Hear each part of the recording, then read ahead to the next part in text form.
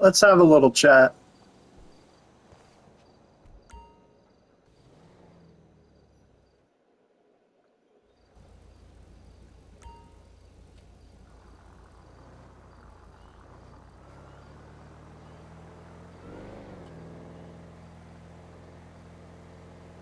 In an earlier video, I had mentioned the Killdozer incident of 2004.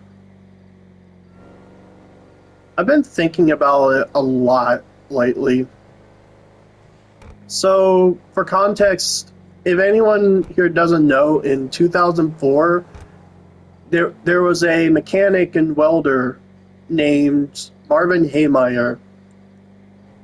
I think this was in Arkansas. I can't remember where it's. No, Colorado. It's Colorado I'm thinking of.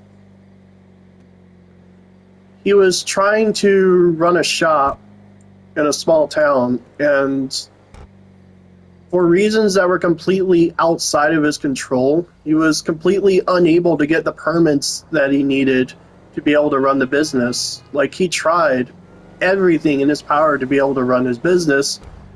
He did everything by the book for years and years, and just no luck. Turned out there was a lot of bureaucracy that was getting in the way that really should not have been there. And in a lot of ways, he was getting completely screwed over. Well, one day in 2004, he snapped.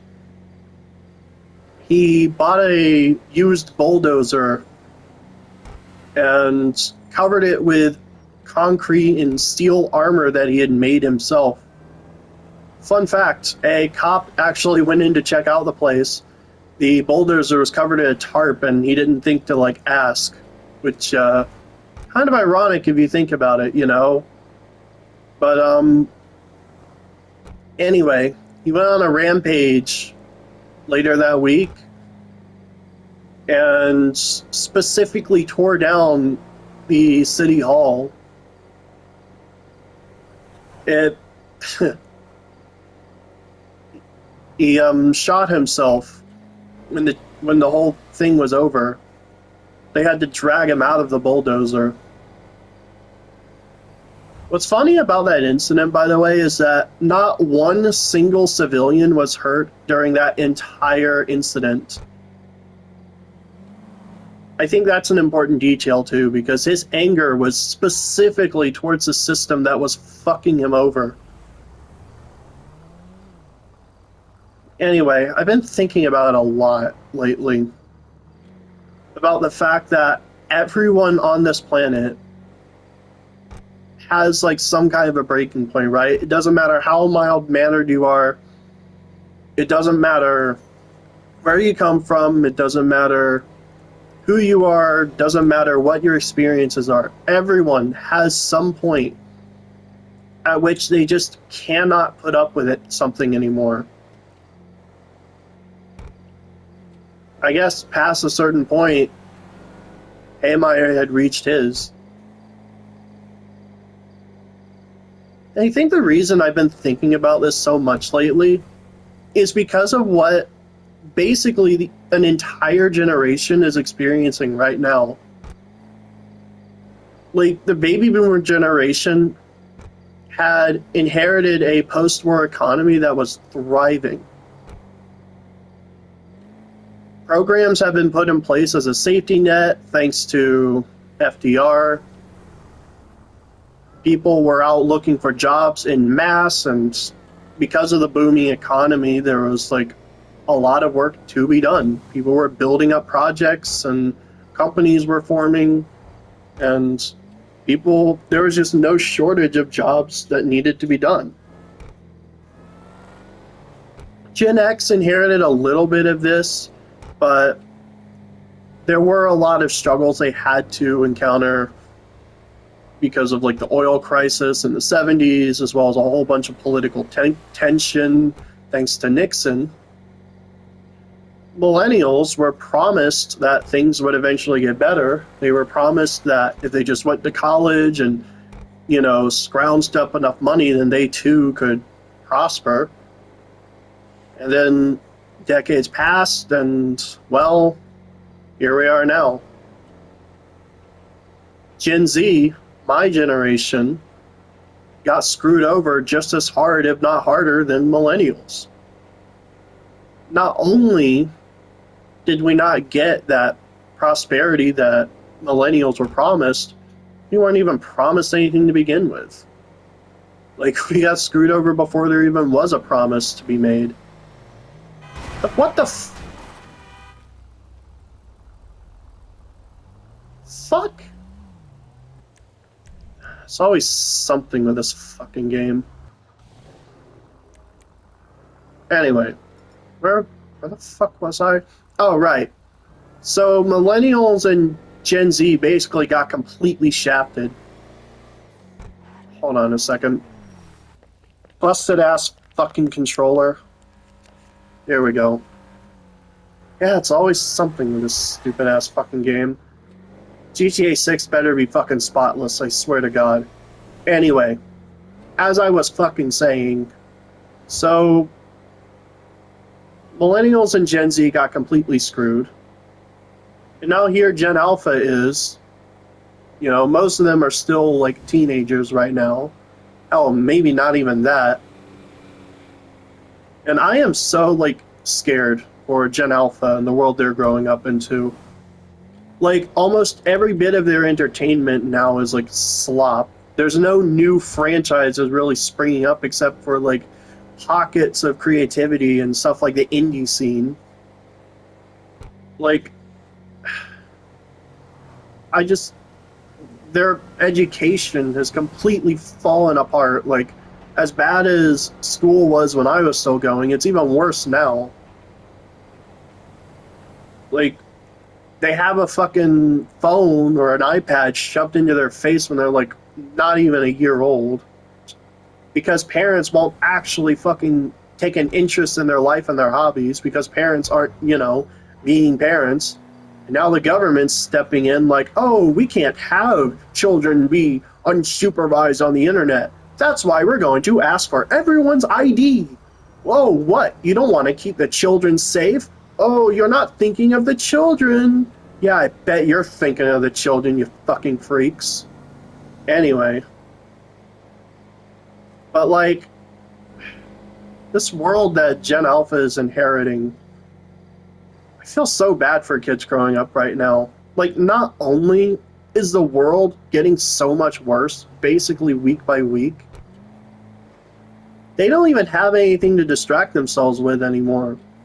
Video games are a dying hobby. Well, not a dying hobby. People still obviously want to play games, but like in terms of like big budget games like we had when I was still growing up, that's just not really a thing anymore like it used to be. And it's not just me. The quality of games has gotten worse over the past few decades, just like everything else.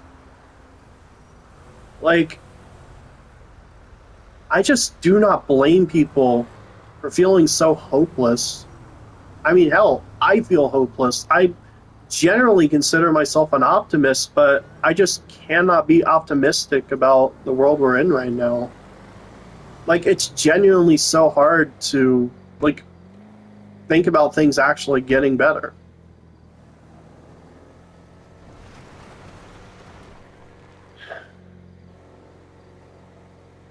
Here's the thing, though.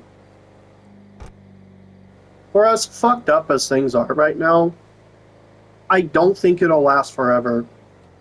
And the reason I say that is because I don't think people will let this last forever.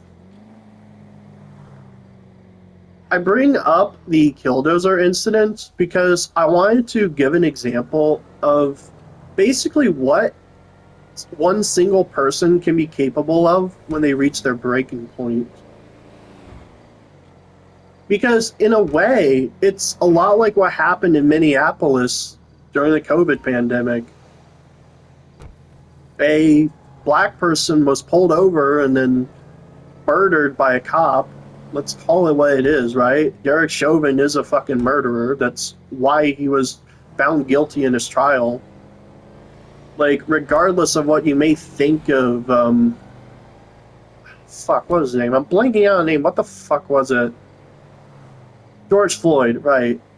Like, regardless of what you may think of him or his record or whatever, there's no fucking reason he should have been killed in that incident, and people know that. Like, generally speaking, people are not so stupid that you can trick them into thinking that an obvious murder is not, you know, a murder. So, what happened was, like, people living in Minneapolis, especially the ones who were victims of police violence themselves, they just had enough. They saw this happen. They saw people try to, like, they saw people try to villainize George Floyd like he was some crazy, like, master criminal who, like hurt people or whatever, when that was just completely irrelevant. The fact that a cop just pulled him over and fucking choked him to death. And even as he was screaming, "I can't breathe!" Well, not screaming, like, he couldn't fucking breathe, so how the fuck could he scream? Like, people saw it for what it was. It was just murder. So, like, no shit people were angry. Like, the fucking precinct was burned down. People were so fucking angry. People actually rioted. And that's why I don't think this is going to last forever. I think the United States right now, and even the world, like, is about to reach a breaking point. And aside from actually fixing the very real problems that people are facing, I don't think there's anything anyone can really do to stop it. Sam Altman's house was hit with a Molotov. AI data centers have been halted by local governments because people actually got out to fucking do something about it. They had to put fucking barbed wire and walls around data centers to stop people from vandalizing them. You got people out here calling for a boycott of PlayStation, which so far, considering the energy around this, might actually end up being the first successful boycott in a long time. That's what I'm hoping, at least. That would be great. It would be great to see a big company like Sony actually face consequences for what they're doing. Fucking Peter Thiel left the country in a panic when he realized that people were not buying into Palantir. Like, he fucking fled to Argentina, of all places, and he's not coming back anytime soon. So, like, yeah, one by one, there are consequences happening. And I feel like, here's my prediction, and don't get me wrong, I don't want this to happen because, as I've said in this channel, I do not want violence. I consider myself a pacifist through and through. I avoid violence wherever possible. But, like, consider the conditions right now. Consider how difficult it is for someone to just feed themselves and put a roof over their heads, let alone have any semblance of happiness. Like, to get a sandwich from fucking Subway costs more money than the federal minimum wage per hour. To get a shitty burger from McDonald's costs like nearly 3 times the federal minimum wage. And that's, by the way, not including a drink or a side of fries. That's just the sandwich, which, by the way, if you're still eating at McDonald's, my condolences. But, like, life just fucking sucks right now. It costs more to rent some places than minimum wage could cover, even if you were working full time. Like, you would have to bunk with people just to barely scrape by in a shitty apartment in a small town. Life just fucking sucks. And you can try desperately, right, to convince people that, oh no, the economy's great actually. Look at the stock market. The Dow is over 50,000. Yeah, that doesn't change the fact that people are basically starving. Like, every month they have to choose between actually feeding themselves, paying their rent, having electricity in their homes, or even so much as just, like, having, like, an hour of just entertainment, something, right? And considering they want to take away our physical game discs too, like, no shit. People are angry. And I feel like when midterms roll around, right? And this is what I want to circle back to. When midterms roll around in November, I feel like there is going to be a breaking point because this administration is so fucking corrupt, right? I feel like they are going to try desperately to not swear in, all the progressive candidates because, like, have you seen the polls? Progressives are winning left and right. Like, in various elections across the US, they are winning. And yeah, that one guy in Maine, Graham Plattner, yeah, it turns out we don't fucking like him because, yeah, it turned out to be a weird fucking, like, predator freak, whatever. But that is one candidate who didn't win. Meanwhile, Troy Jackson took his place and is, like, actually polling really fucking well, too. Actually really fucking proud of Maine for, like, on the whole, moving on to a candidate that's actually worth backing. So, like, there are good things happening basically everywhere because people are just fed up. It actually gives me a lot of hope seeing it. But back to the point, though, I think it's only a matter of time before this all comes to a head, right? Midterms are literally like 4 months away, less than. Hold on, August, September. Yeah, less than 4 months away. So, like, shit's about to get real. And I think the current administration is going to try desperately to rig this vote, which people are not letting them do that. And even if they tried to rig the vote, I don't think it would matter just because of overwhelmingly how many people hate their guts. And I think inevitably, whether they somehow squeeze by through the election or if they lose the election but then like avoid swearing in the candidates, like I feel like here's my prediction, and I don't have the spoons to explain why I'm predicting this, but here's basically what I'm thinking. I think what's going to happen is the midterms are going to roll around. It's going to be a landslide, the likes which we haven't seen since the Great Depression when FDR was fucking voted in. And I think there's going to be a government shutdown right at that point where everyone in the GOP is just like, oh, well, we got to shut down the government. There's an emergency. We can't swear in the candidates right now. Sorry. And they're going to fucking dip. And they're going to try desperately to stop, progressive candidates like Troy Jackson, who I mentioned earlier, from being sworn in. So, like, it's just getting to the point where people are angry and they're going to see that shit. And I think there are going to be riots, just like there was in Minneapolis. Again, I don't want that to be the outcome. But I genuinely don't see another way this could realistically go. And I cannot emphasize this enough. I do not advocate for this. I do not want violence. But this looks like the direction this is all heading. And all I can hope is that at the end of all of this, people have the sense to come together and form communities to try and withstand the absolute fuckery that is going to happen when it's all over. The economy is going to grind to a fucking halt. Slowly, inch by inch. And these assholes are going to, try and, they're not even hiding anymore. They're just going to try and, they're going to try and, subtly take away people's power to actually do anything.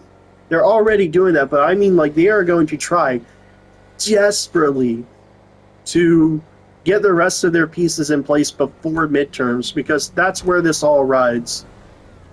Like, this all hinges basically on midterms, where if they can't either win the midterms, even if it's just by a hair, or like, or like delay enough of the fucking swearing in of candidates, people in the House and the Senate, to the point where, you know, they can like I don't know, get fucking until they can get like MAGA supporters to like do another Jan 6 or something.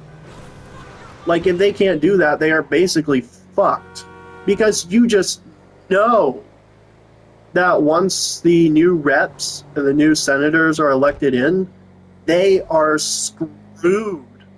People want justice. No, people demand justice right now. I'm not the only one. Far from it. Like, people are just angry. They want answers. And rightfully so. We have all been bent over and fucked for nearly a decade. Hell, over a decade if you count before Trump. Like, before his first term. People are pissed. And I don't think, like, aside from them just basically accepting defeat after midterms, I don't think there is any way this could go even just somewhat peacefully. Like I said, everyone has a breaking point. Eventually, if you push someone's buttons long enough, if you anger them, you prod them, you keep doing things that'll like upset them more and more, if you keep doing things that hurt them, eventually they will snap. At that point, like, you're not even talking about anger management anymore. You're not talking about someone controlling their emotions. Like, there just comes a point where people just cannot take any more abuse. Because let's be honest, that is what's happening right now, right? This is abuse. Our government is abusing us. Let's call it what it is. Past a certain point, people just won't take it. Again, I hope I'm wrong. It really does feel like a civil war is brewing. It's already bubbling over. At this point, all it is going to take is one big inciting incident,